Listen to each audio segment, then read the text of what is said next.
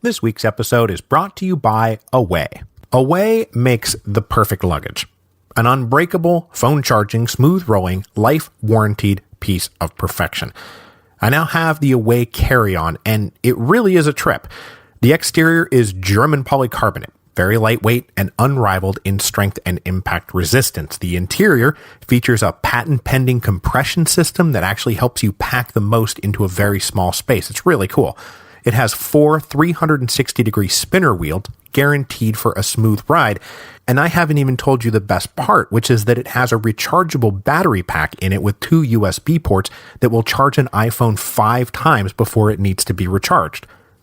Now, since they sent me this suitcase late last year, I've gotten to take a few trips now, and the bag has been great. It's easy to get around, I can pack a lot into it, my phone is never out of juice. With 4 sizes and 9 colors to choose from, Away has a bag for everyone and every occasion. And since luggage should not cost more than your ticket, despite this being like luggage from the future, they're all still under $300. So when you're done with this episode, go to awaytravel.com/revolutions and use the promo code revolutions to get $20 off a suitcase. I mean, if you're thinking about getting a new piece of luggage, seriously, get these bags. They are great. So that again, awaytravel.com/revolutions and use the promo code revolutions.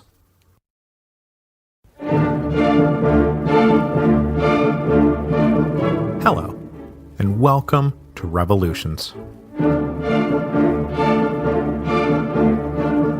Episode 7.3, The German Confederation. So I hope you all downloaded and enjoyed Chapter 1 of The Storm Before the Storm and then went and pre-ordered it. I did get some very nice feedback from a lot of people over the weekend, which was very gratifying. And many people also said many nice things to me on Twitter and Facebook on the 10th anniversary. So thank you everyone for that too. You sure know how to make a guy feel wanted. I am also getting asked a lot about whether or not there will be any kind of book tour, and the answer is yes. We are finalizing the details on at least 10 cities between the last week of October and the first week of December. Once everything is locked down, I will share the details in full. I also want to mention that there is a giveaway going on right now at goodreads.com. There are 5 copies of the review copies up for grabs. Now, unfortunately, this is for U.S. residents only. I do not make the rules, but you can enter between now and August the 2nd, so just in the next couple days. Then presumably you would read one of the review copies, go back to goodreads.com, and give the book 11 out of 5 stars. I'll end this by saying that the pre-orders are going very well. You guys are making me look very good, so please keep up the good work. Okay, on with the show. In 1848, Germany did not exist on any map in Europe. It only existed in the minds of a handful of idealists, and dreamers, romantics, and political reformers whose imaginations had been swept away by the tidal wave of the French Revolution and Napoleon's conquest of Europe, but who were then left high and dry in the reactionary retreat of that tidal wave after Waterloo. The revolutions of 1848 would not create Germany. But the revolutions of 1848 were inextricably bound up in the desire to create Germany. So today, we're going to pick our way through the constituent parts of Germanic Central Europe, a land that was on the eve of 1848, not yet Germany, and was after 1848 still not yet Germany, but which was in the process of becoming Germany.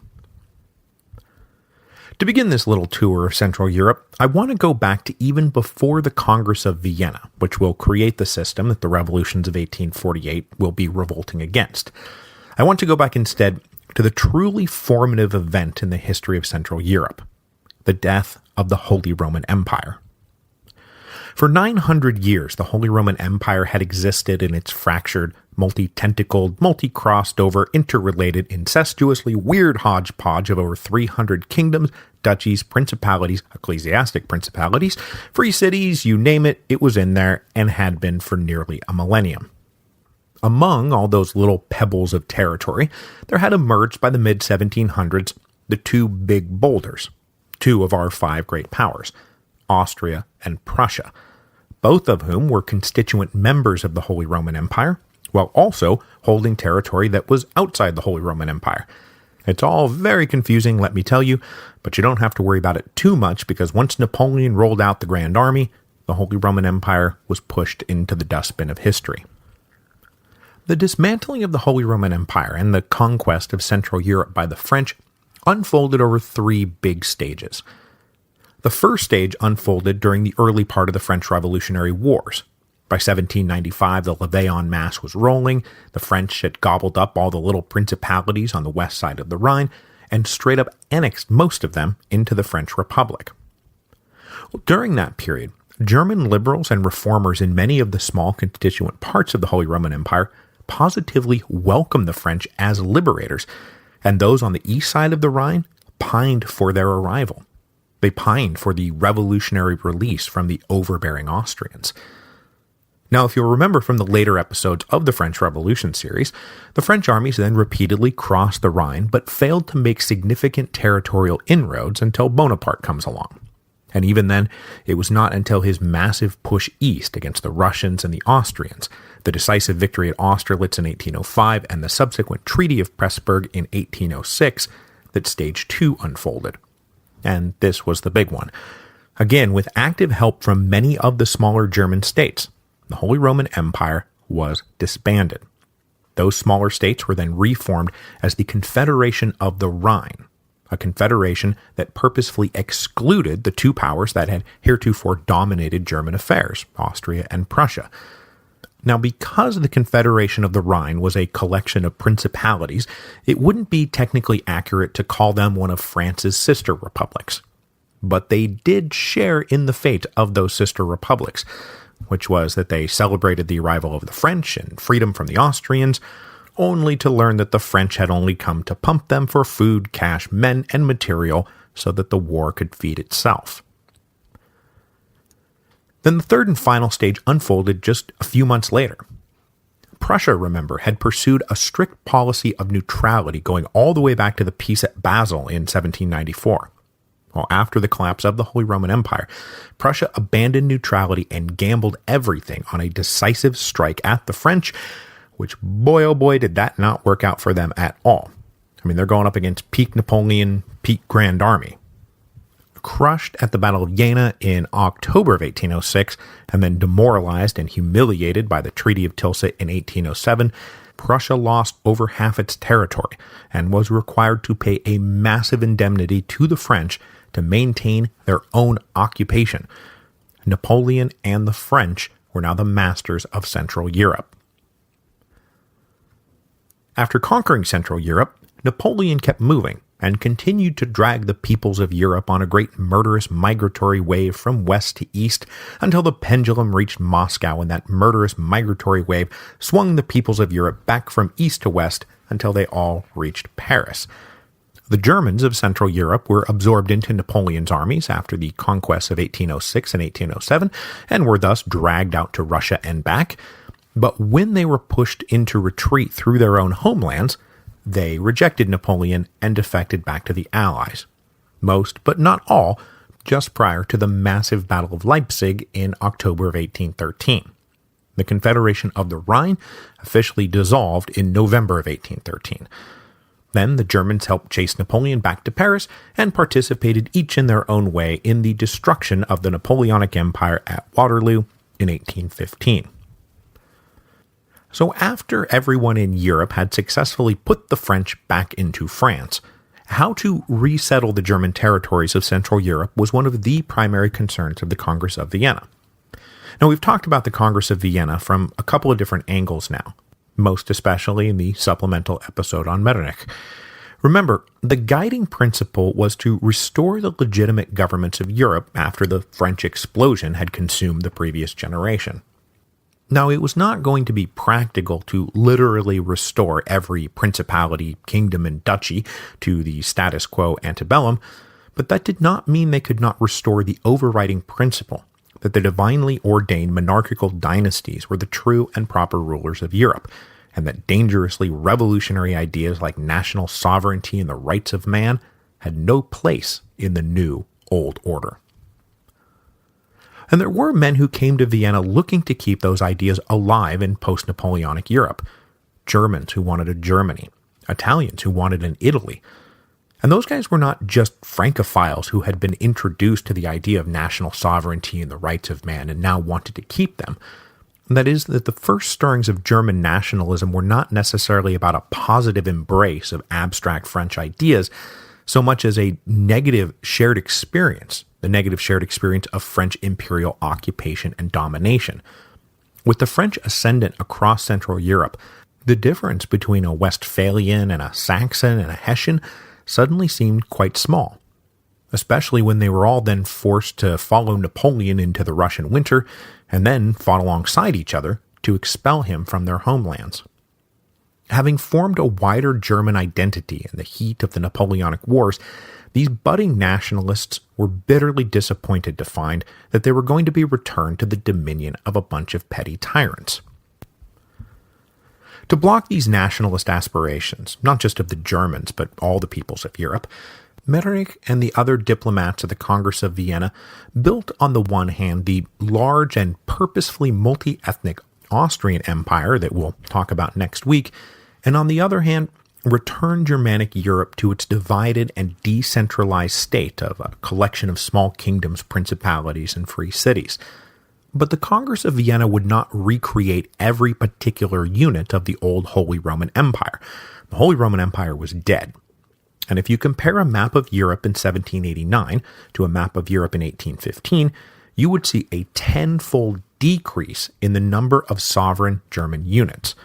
Before the French Revolution, there were about 300 sovereign German units. After the Congress of Vienna, there were not quite 40. Now, this process is called German mediatization, the folding of smaller sovereign units into larger sovereign bodies, the beginning, really, of German unification. The French invasion, occupation, and reorganization of Central Europe was a huge part of this mediatization process, as free cities and ecclesiastical principalities and minor duchies were stripped of their tiny bit of sovereignty and mashed in together into some larger group. And most of that was kept in place at the Congress of Vienna, with only a few of the units Napoleon had wiped off making a comeback and a few of the ones he had created broken up and dispersed elsewhere. The upshot of all this was that the map created by the Congress of Vienna now had 1/10 the total number of sovereign units in Greater Germany. But though there were so many fewer units, the point of this was still to keep the Germans disunited, mostly so that Austria and Prussia would still be the two biggest things around without getting too big for each other's comfort. So, to ensure that Germanic Europe stayed divided, the Congress of Vienna created the German Confederation, which was the heir of Napoleon's Confederation of the Rhine, except that instead of excluding Austria and Prussia, it made Austria and Prussia the two dominant states inside the Confederation. Now, the exact membership changed a lot around the edges, but at its height, I think that there were 39 members. It's actually kind of hard to tell, and different sources will report different numbers at different times, but we're talking about the high 30s anyway. Most of these states were absolutist regimes. Prussia and Austria were both absolutist regimes, and they had no interest in popular sovereignty, constitutional government, or the rights of man. Now, there were a few exceptions to this general rule, though, and I'm going to mention 3 in particular, and they're worth highlighting especially because they will be epicenters of action in 1848. First, there was the Kingdom of Bavaria, and then inside of Bavaria, a special subset called the Palatinate, the Kingdom of Saxony, and the Grand Duchy of Baden. Bavaria and Baden, for reasons we will explore in greater detail when we get into the guts of the revolutions proper, had both promulgated constitutions before 1820. They were not absolutist regimes. Now, they weren't like liberal British-style parliamentary monarchies, but they were constitutional governments. The Kingdom of Saxony would then get a constitution in the fearful aftermath of the July Revolution, when the king decided it was better to give an inch than lose a mile. And then the Palatinate was just a special case. It was now a constituent part of the Kingdom of Bavaria, but it had been annexed directly into the French Republic pretty early, and for nearly 20 years lived under the French administrative apparatus and adopted the Napoleonic Code. So technically a part of the Kingdom of Bavaria, the Palatinate was given a great deal of local autonomy, and their attempt to declare independence from Bavaria in the midst of the revolutions of 1848 will be a chapter unto itself. So the German Confederation was managed through a federal assembly that met in Frankfurt, and it was far more of an institutionalized summit of ambassadors than shared government. Delegates to the assembly were chosen by the German rulers. Popular election by the people was not even remotely considered. The Federal Assembly was presided over by the Austrian delegate, though that did not technically give Austria any more power than anyone else. Of the members, Prussia and Austria each had one vote, as did Bavaria, Saxony, Hanover, Württemberg, Baden, and the two Hesses. The four free cities that remained on the map, Bremen, Frankfurt, Hamburg, and Lübeck, shared one collective vote, and then the 23 little petty states shared a small block of 5 votes. And also thrown in for good measure, thanks to personal dynastic claims to sovereign units inside the Confederacy, the kings of Great Britain, Denmark, and the Netherlands also each had one vote in the Federal Assembly. Now, the German Confederation was not a political union. This was an assembly of sovereigns, not an assembly of delegates or representatives from one single political entity. And it was also not an economic union. So I guess the question is, what is the point of the German Confederation? What would these guys be voting on? Well, the official rationale was mutual defense. The point was to pool German military resources to check the rise of the French to the west and the Russians to the east, and then inside the Germanic lands, to give the Austrians and Prussians a little diplomatic arena to check each other. Everyone would pledge a quota of conscripts, supplies, and cash in case of war, and in times of peace, collectively maintain the various great German fortresses. So the German Confederation was at the outset really a military alliance. But the unofficial rationale was that the Federal Assembly was a place where the ruling German aristocracy could get together and compare notes on how best to keep the people of Germany, their subjects, under their myriad thumbs. Now, as I just said, the German Confederation was not an economic union, and was not really intended to be an economic union, but it was about to turn into an economic union. Central Europe was still predominantly rural and agrarian, with heavy doses of artisanal craftwork and proto-industrialization starting up in the northwest, specifically in the Rhineland. As you went east and south, the situation still looked virtually unchanged from the old feudal days. Though in the years surrounding the French arrival and retreat, serfdom had been mostly abolished in the places where it had still remained, particularly in eastern Prussia. But freedom for the serfs simply turned millions of families who had once been legally bound to their property of their nobles into millions of families now completely cut adrift in a big bad world. Most had no land at all, and those that maybe did couldn't compete, and their lands were swallowed up by the larger estates anyway. So serfs became tenant farmers and sharecroppers and day laborers, because as you may have heard, freedom is just another word for nothing left to lose. Now, as we discussed politically, the German states were kept purposefully disunited. But on the economic front, even the rulers could start to see the benefits of greater cooperation and unity. Post-Napoleonic Germans faced an insane array of tariffs and custom lines. The political fracturing of Germany meant that each little unit had its own slate of regulations and taxes, tariffs and dues that had to be paid for goods passing through their lands. Inside the German Confederation, there were 2,000 total of these invisible customs barriers crisscrossing the countryside. Even inside a large unified state like Prussia, there were more than 60 of these invisible lines that if you crossed them, you had to stop, get harassed by a customs inspector, and then pay up. Trying to move something from the west end of the German Confederation to the east end might require as many as 20 such stops for inspection and payment. It was nuts. Many in Germany looked to places like France and Great Britain that did not have to deal with this kind of nonsense, with a great deal of jealousy. The British were always way ahead of everybody on this sort of thing, and then the French Revolution had successfully abolished all these cumbersome custom duties that we talked about at the very beginning of our series on the French Revolution.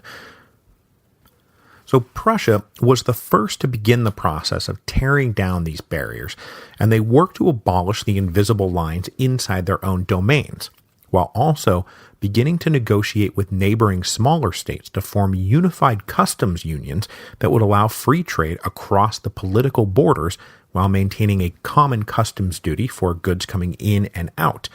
So internal free trade, external protectionist trade. These initial negotiations were the beginning of a novel experiment in economic union without political union. That is, you could do things like tear down all the internal customs barriers in France and Great Britain because they only had a single sovereign.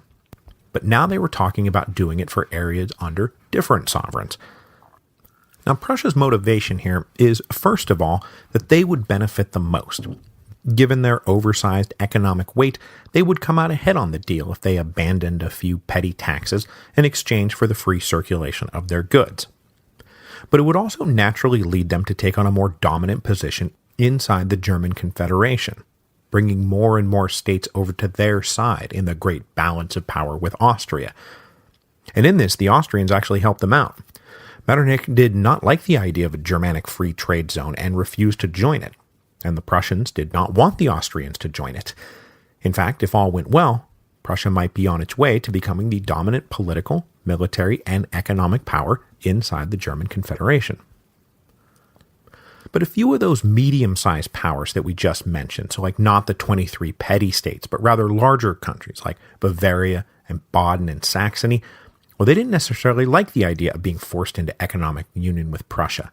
And in the 1820s, they started forming rival unions amongst themselves, so that by the late 1820s, there were actually 3 major competing customs unions inside the German Confederation.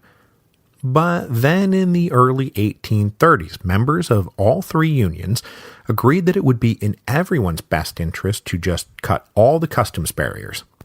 And in 1833, the 3 big unions consolidated into what is called the Zollverein.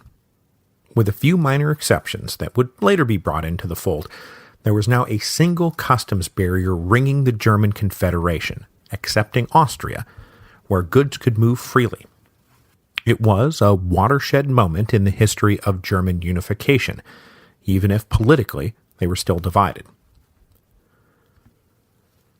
Now, the 2 principal effects of the Zollverein that we need to talk about, aside from being a watershed moment in the history of German unification, was the impact it had on the artisans and the rising industrial bourgeoisie, particularly in Western Germany. Now, the German artisans, remember from episode 7.1, still had a lot of the old guild rules in place. And even where those guild rules had been modified or reformed, they were still able to hide behind all those little customs barriers, all of which protected them from competition. Not just from cheap English goods, but also from internal German competition. With the arrival of the Zollverein, these protections were removed, and the artisans now faced dislocating pressure that left them unable to sell their goods at a price that they were used to selling them for, and it led them to sink into cycles of working more for less and then more for less. The other effect was on the western areas around the Rhine, who had always made their living as merchants and traders, and who were now being joined by a rising industrial class. The Zollverein only increased their prosperity. This advancing middle class was full of those kinds of intellectuals and educated types who held the revolutionary liberal and nationalistic ideas that were proving to be so potent. Their increasing economic prosperity was not being matched by political access, and they chafed badly. So remember, it will be the artisans and the intellectuals who will be joining forces in the revolutions of 1848, and in the German experience, both of these groups were activated by the Zollverein, but for diametrically opposed reasons. So we're going to round our episode out today with a brief discussion of our driving revolutionary ideologies, liberalism and nationalism, which were in Germany more tightly bound to one another than almost anywhere else. Italian nationalists, for example, would run the gamut from radical Republicans to Catholic theocrats, or if you were particularly loyal to Piedmont Sardinia, you were angling for Piedmont Sardinia to just take over the whole peninsula. If you were a French nationalist, you might be a Bonapartist and be happy with controlled autocracy. And if you were a French liberal, you might dutifully wave the tricolor while also not really buying into the whole national glory shtick. But in Germany, the liberals and the nationalists were almost one-to-one. They were almost the same thing. And there was only a strain of more radical Republicans who also shared the nationalist vision that was just enough to not make it truly just the same people.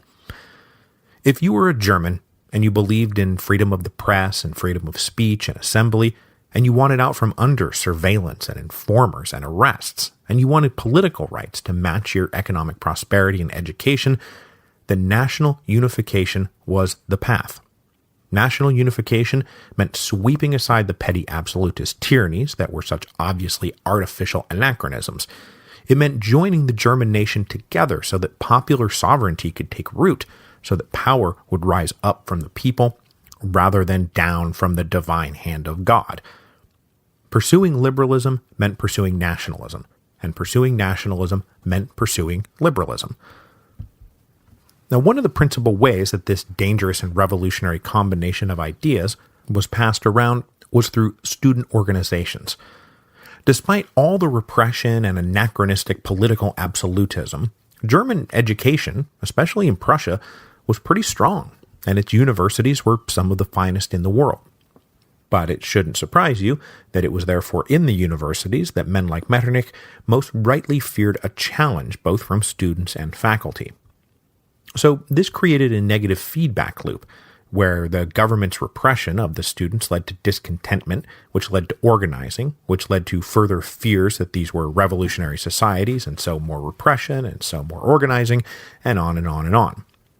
So students started to form fraternities called Burschenschaft, maybe I'm saying that right, that espoused and shared liberal and nationalist ideals. And it is in fact from these fraternities that the red, black, and gold would become the national German colors.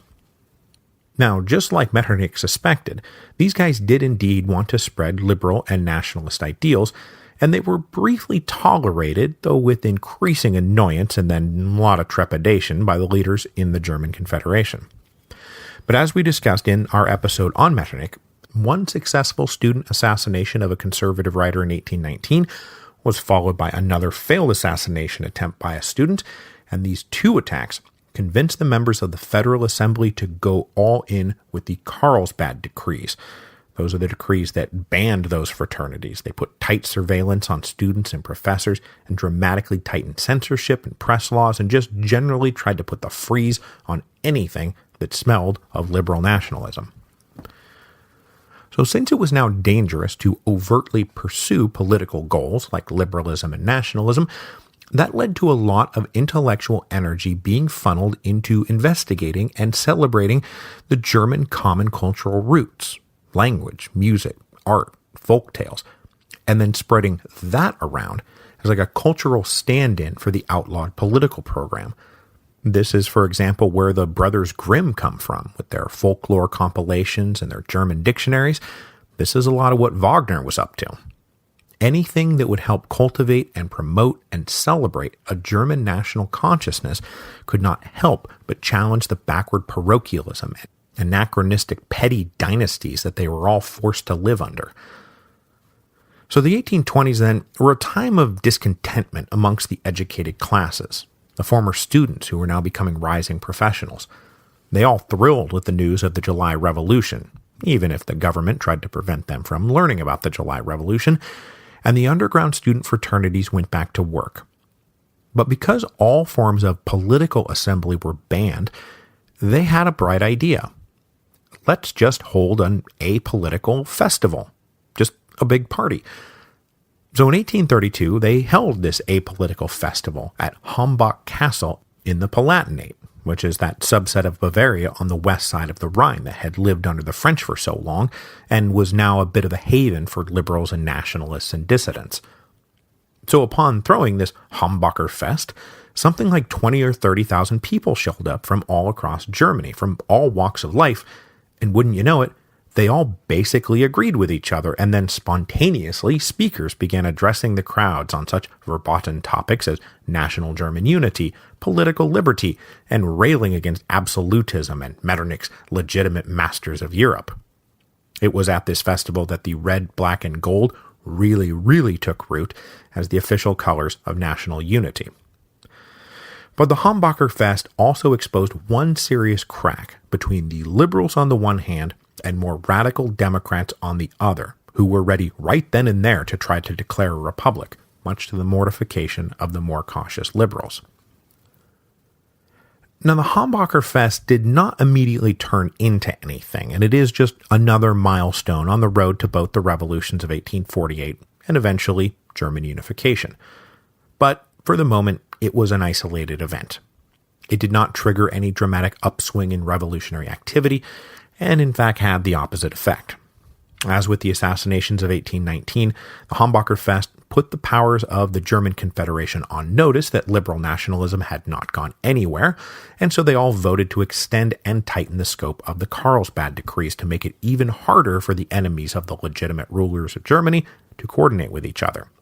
So in 1833, when they planned a follow-up, they found Bavarian soldiers manning the site at Hambach Castle, and the whole thing was shut down before it even had a chance to begin.